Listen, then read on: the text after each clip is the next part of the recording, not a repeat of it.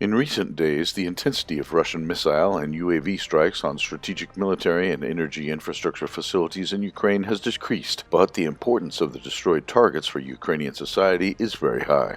On October 27th, Russian kamikaze UAVs hit autotransformers at the Kievskaya substation. According to local reports, one of the targets was the Belotserkovskaya substation. As a result, a wave of unplanned power outages hit the capital and the region. Rolling blackouts throughout the capital, Kiev, Chernihiv, Cherkasya, and Zhytomyr regions are expected to last for a long time. Another target for the Russian Geranium kamikaze UAV was the Pavlograd Mechanical Plant. The facility was used for the production of components of solid fuel for combat missiles, explosives, and ammunition elements. There was a detonation of explosives, and an extensive fire broke out as a result of the strike. Fierce fighting continues on the front lines. In the Kharkov region, the Ukrainian military is trying to launch simultaneous offensive operations along the front lines north of Zhytomyr and cut the road between Zhytomyr and Chernihiv. At the same time, Ukrainian forces attempt to advance towards Chernihiv from the southern direction. In the Kievskaya, Ukrainian units attempted to storm Nikolaevka and Orlyanka, but came under massive fire from Russian MLRS systems, suffered losses, and retreated.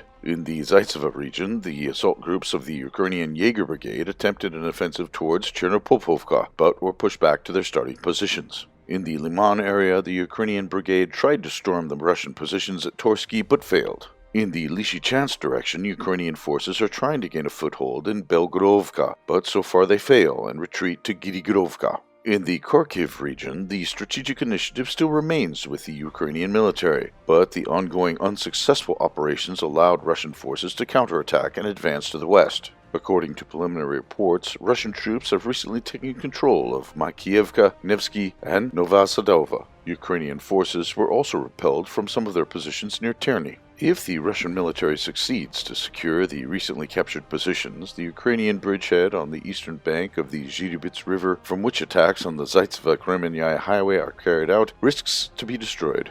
So far, the situation on the front lines in other regions has remained unchanged. The Ukrainian military continues to attack on certain regions of the front in the Kherson regions. Most recently, 2 reinforced company tactical groups were thrown into battle in the area of Malaya Alexandrovka and Ternovy. The attacks did not lead to any gains. The Ukrainian army suffered more losses in manpower, and up to a dozen units of armored vehicles were destroyed.